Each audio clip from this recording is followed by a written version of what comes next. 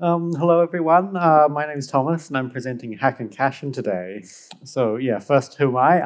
Hi, I'm Thomas. I go by HackSF Online. I study computer engineering here at the University of Canterbury. In my free time I do amateur hardware hacking. I also play CTF with French Roomba. I think we're still first on the scoreboard for the CTF, by the way. I also was part of the ICC and ECSC travel teams this year, representing Team Oceania, and I also developed a whole bunch of the hardware infrastructure this year for Down Under CTF. So today we're going to be learning a little bit about how we do hardware hacking on a device, and today we're talking about the ASB Clever Kash. So if you don't know about this device, it basically shows a bank account balance to a child so they can help, so it can help them learn about saving. Rather than having a physical piggy bank, you can have it stored with ASB. I did look at this quite a bit, and I didn't end up finding any major bugs in here, so there's no vulnerabilities, you're safe. So yeah, we're going to talk about how we first scope out one of these targets. Then we're going to look at, we can pull it apart, what chips are in here, and we can work at how they interact with each other. Then we're going to look at how we extract firmware off these devices, how we go about reverse engineering these using both static and dynamic analysis techniques, and then finally how we'd perform some binary exploitation on these devices. So the first thing we're looking at is how do we scope out the device? There are two main questions I really want to answer here. What does this device do, and what technologies does it use? So firstly, the ASB Clever Kash is designed to basically pair with your phone and show the bank account balance on the device. For a more complex device, we could answer this question by looking at things like the marketing materials for this device, the user manual, or if it's even more complex, there might be advanced user manuals and application notes, because we're trying to sit here and widen the attack surface, because there's more chance for bugs then. Main things to look out for are firmware updates mechanisms, because these might not have code signing or code encryption. Also, developer interfaces might be left in on accident. That sometimes happens. And also, yeah, advanced mode type features. Next thing is, what technologies does this device use? So first thing is interfaces. So how do we interface with it? Is there some sort of app that connects to the device? It's got like a web portal or web page that you use and you connect to your home Wi-Fi, or is it a USB device, or is it got like physical keypad that you can punch numbers into and you've got screen on it as well? And then the next thing we want to look at is what sort of platform, because it's running, because this will tell us what classes of bugs we can use. Like if we're using a desktop platform, we can do like Windows local privilege escalation if we need to. And same thing with Linux stuff. So by desktop here, I'm meaning more, do we have like x86 system or like, desktop grade components as opposed to embedded stuff where they're more highly integrated. The main differentiator here is your peripherals will be connected by like USB on a desktop, and embedded you'll have SPI and I2C devices. So in embedded, we mainly have 3-ish operating systems. So we've got Windows CE and IoT Core, which, yeah, they're pretty legacy now, but we also have embedded Linux. So this is Linux, but it's been stripped down from all the stuff you usually know and love. And instead of, having Zish or Bash, we have single BusyBox binary. And then there's also bare metal. So this is where we get rid of the operating system, get rid of the entire boot chain, and our code is directly loaded into Flash. And sometimes this comes with a real-time operating system. So this just allows us to do very basic task scheduling, queuing, and other asynchronous stuff that you'd usually want when working in an embedded environment. So for the Clever Kash, we worked out this is using a Android and iOS app. It's built directly into the ASB mobile banking app. I didn't do too much investigation. I didn't really want my ASB account blocked. And yeah, it also on the Clever Kash itself uses no operating system, and it's all bare metal. This was likely done as like a cost-saving measure, because installing Linux on things is expensive because you need external RAM on the board and everything like that. So now we start by pulling it apart, just basically undo every single screw you see and start pulling things apart, and eventually you'll get down to the circuit board. So on here we can see there are 4 main components we really care for. The LCD, which here is in this blue box, There's the connector. I disconnected it so you could actually take a photo of this circuit board. There's this NRF or NRF 51822. So this is a Bluetooth low energy microcontroller. So this basically is the brains of everything. It's analogous to your CPU and your desktop computer. It runs all your code, but it's also got extra peripherals in there which allow it to interact with all the other chips on here in the outside world. So the main things we care for on this is that it's got SPI and I2C peripherals. So these allow it to talk to all the other chips, and they're just standard protocols for doing that. It's also programmable with a protocol called SWD, which we'll get to in a few slides. The way we worked out exactly what this chip is if you look really closely on the chip, there's some laser etched markings on the top, and you basically just take these markings and Google them. And usually within the first few results, you'll come up with like the NRF51 datasheets or product page, or you might come up with various other chips as well. So the next IC on here, or integrated circuit, is the ISD2100. This does audio playback for the speaker that's also on the device, which you can't really see here, but there is one, trust me. This connects to the microprocessor over SPI, and the way I worked that out was basically look at the datasheet for this chip, which is a little bit difficult to find because the markings aren't one for one to the product name. So yeah, there's a little bit of iffiness you have to deal around that. Just basically start removing digits, adding random digits to the end until you get something that looks like what the chip should be, and then look at the datasheet, and it usually shows the exact markings that should be on the chip, and you can match them and compare there. Finally, there's also this flash memory chip, which you can see in the pink. We know this stores some sort of like data and assets for the project rather than the code, because the NRF51 doesn't support running code externally off the chip. But on much more advanced microcontrollers, that's usually the case. They only have you run code off external flash. So now we're going to look at how do we get the firmware off. So the first thing is really, how do we find, or how do we connect to this device in a debugging sense, or in a I want to read the code out sense. So there are two main protocols you can use for this. They're called JTAG and SWD. It's just basically the number of wires is the real difference, and like a little bit of the electrical signaling, but doesn't really matter. All that matters is you use basically one of these three probes, or there are also plenty of others that you can use. So on the left there, we've got the J-Link. That's like the gold standard. But also in the middle, you've got the ST-Link, and on the right, the Raspberry Pi Pico probe. These basically all do the same thing, although the Raspberry Pi Pico probe doesn't do JTAG, so if you're looking to buy one, I recommend starting out with the ST-Link. And if you have the cache to splash, go for the J-Link. It's got a little bit extra features that may come in handy when you're debugging, but most of the time it doesn't really matter. You can basically do the same between all of them.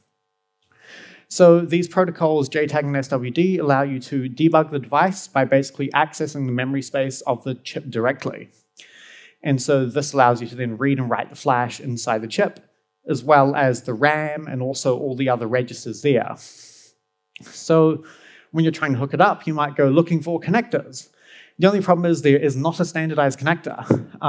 Here are like 6 different ones I found online last night. So you can see the top 3 are all from ARM. There are various variations that have like extra trace data on them, as well as JTAG and SWD.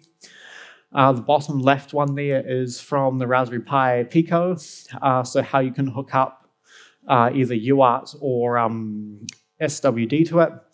That bottom center one is the the TC2030 from Tag Connect. It's a little cable where you can just plug it and hold it directly on the board instead of soldering a connector. It's just a really cheap way of hooking up to your debug probes. And on the right, that's just 6 pins that you'd find on some standard development module. So basically, how do you find these SWD pins then? The easiest way is to look up in the datasheet for your microprocessor, in this case the NRF51, and look for the pin assignments. On here, you'll see a nice diagram like this, or in some other chips, there'll be like all the pins are numbered in a circle, and there'll be a massive table that shows you exactly everything, how everything will be mapped. From here, you either solder wires directly to these pins, which, sometimes when they're really small, they're like, 1.7 millimeters apart, or even smaller sometimes, that's not really feasible.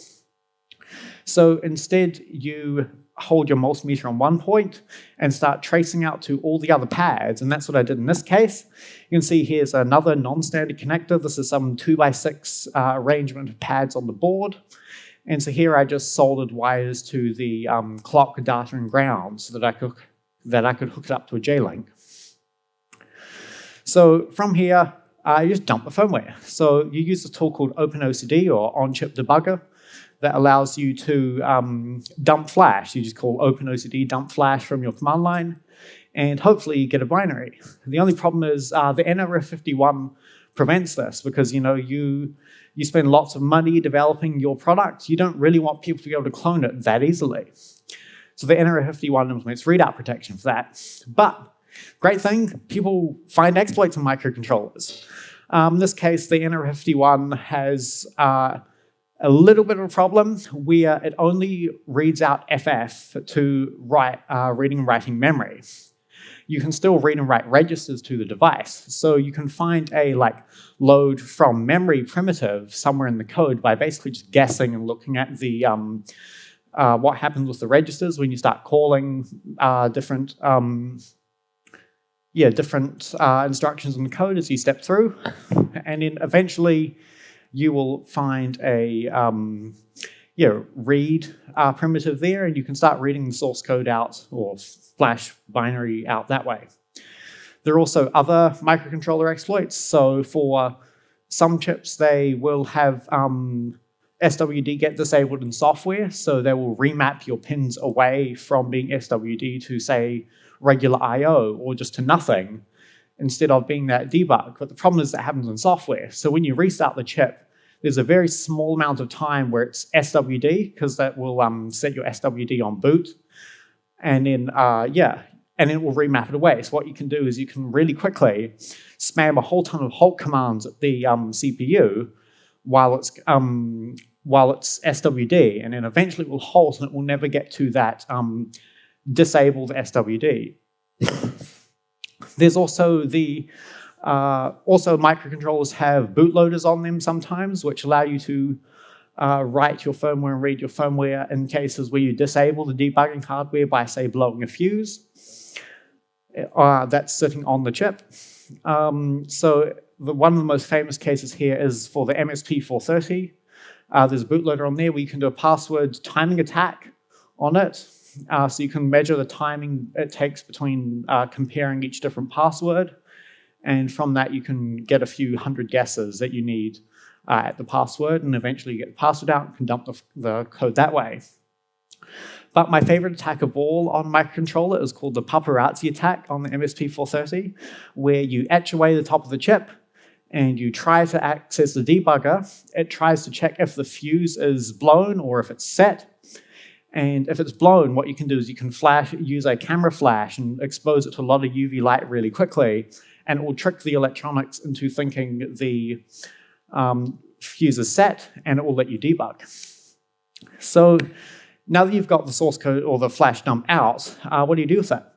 So you'll really quickly find it's not an ELF or an EXE. You can't just drop it into binary and your Ghidra. So you have to start looking at how it's set up. So this is where we come to, again, the datasheet. The datasheet's our friend.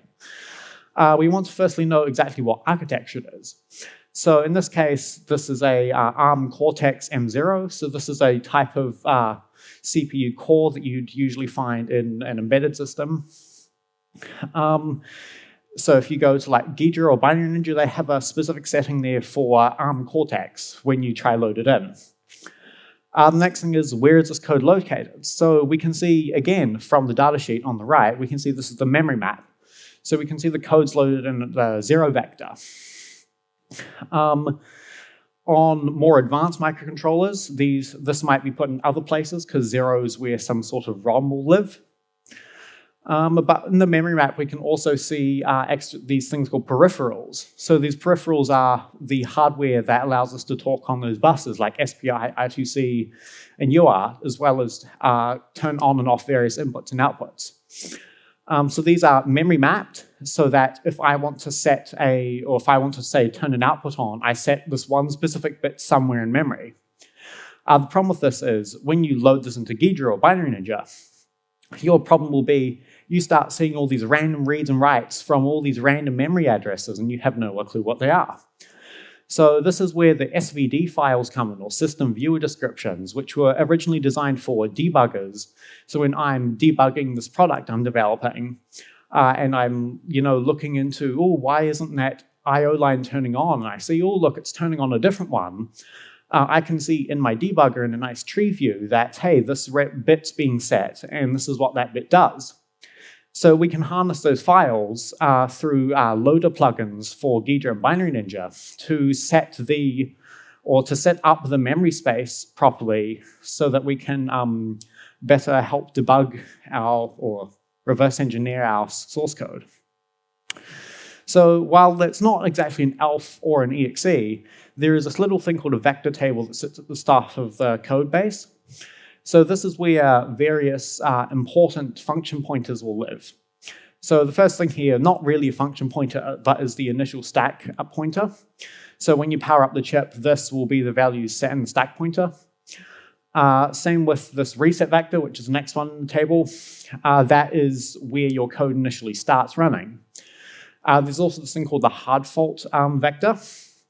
So this is raised when you try to make an illegal out of bounds read into some unmapped memory, or you try execute an illegal instruction which doesn't decode correctly. There's also this thing called systic, which is if you have an operating system and you want to start doing context switching or some advanced stuff like that, there's that. And there's also these IRQN things which are reserved for the people actually designing the chip. So for the NRF51, that's Nordic. They make use of these for, say, their extra peripherals. So Nordic actually do it a little bit weirdly, so we're going to look at the STM32 for this one very briefly. So we can see here the 31st IRQ event is set as the I2C1 peripherals event interrupt. So that would be, say, we get some data from something.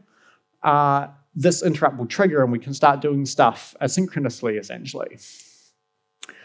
So a few tips for reversing. Have the datasheet or user manual open. There's also a reference manual, which usually contains a lot more information about the chip than the datasheet. This goes down to what every single bit and every single peripheral means. That's very useful to know. It helps you reverse. Also, there's no shared objects in this thing, so if you loaded it in expecting to see where all your network read calls are, or your other stuff libc would usually handle for you, that doesn't exist here because everything is a direct read-write to a register. So there are tools called hardware abstraction libraries that the chip vendors write. These are usually used by developers, 99% of the time. They'll have calls like UART transmit, or if you've got some Wi-Fi, it might be like Wi-Fi transmit, or it might even implement all the networking stack for you in these libraries. That's all up to what's in the library, but at a very simple high level, all it does is abstract away all these individual register writes. And that's very useful for you as a reverse engineer because you can sit there and start correlating what all these functions are against the source code for these hardware abstraction libraries. So I highly recommend you have these downloaded and start correlating when you're doing any reversing. Also, if you see any sort of cryptography stuff, so you're looking at AES or RSA implementations, 9 times out of 10, embed TLS is used. There's a library that, does all these crypto operations for you. So now you got bored of your dynamic or static analysis, and now you want to move on to dynamic. So you really have 3 main ways you can do this. So you can do it on actual hardware. The problems with this are you might only have one of these and you really don't want to damage it, or the device doesn't work because you accidentally broke it like I did with the Clever Kash. or you're locked out of the device because it needs some sort of like activation key that you don't have that maybe you're trying to bypass. So your next best bet is QEMU, or QEMU, however you pronounce it. This is basically, you might have used it before for, say, spinning up a VM, but at a most basic level, it emulates CPUs. Problem with this is it only emulates the core CPU core part of the NRF51 and other processors. So it doesn't implement any of those peripherals, and you usually will start getting hard faults if you don't set QEMU up right. And you'll also have to end up implementing those peripherals either in the QEMU source code, or you'll have to start stubbing them out in the assembly that you're trying to analyze. There's also the Ghidra simulator. So this does function level simulation. So you can set up the memory space how you want it, and then say, call this function with all these parameters. Again, the problem with this is you can't stub, or you need to stub all your peripherals, and you can't implement, or you can't interface with all the other hardware which might actually be on the device. The advantage of doing a function level simulation, though, is you can skip over all of the, 100 lines of we need to initialize everything, set all these registers correctly. It's very useful for doing that. So finally, let's say we found some sort of buffer overflow, and how do we exploit it? So the great thing is this is like all these modern protections such as like no execute on the stack or the ASLR, completely missing because those things all require a loader to know exactly where all the memory is set up properly. So when your ELF file is loaded in, it will map it all into memory at random locations for you. That's how ASLR basically works. The problem with that is on an embedded system, our memory space is mapped directly to the flash or directly to some piece of RAM. There's no copying our code around. That takes too long. We want the immediate execution of powering it on. So those protections really don't exist. There's no global offset tables in here like you see with libc, because again, we don't have ASLR. Finally, what do we do with code exec now that we've exploited and got it? So for this device, we've got an LCD on it, right? So we could show some lol, you got pwned on it, basically. Or there's a speaker, you could play the same message out the speaker. We could be a little bit more malicious. You probably set this device next to your like Amazon Echo or your Google Home. You go, Alexa, open my front door out the speaker. And so you could essentially use Bluetooth to break into someone's house. It's quite malicious. We can even be more malicious. So these probably has a battery management IC. Well, not in this device. There are possibly others where you can change the voltage that the lithium-ion battery will start charging at. And if you know anything about lithium-ion batteries, as soon as you feed them a lot of voltage, they explode and catch fire. And imagine doing this remotely on some device. It's not a good look. So, we don't need IoT everywhere, is my main message. You know a lot about hardware hacking now, right? Do you really want to risk your home's network security? And do you really need a new smart Wi-Fi connected air fryer? Thank you.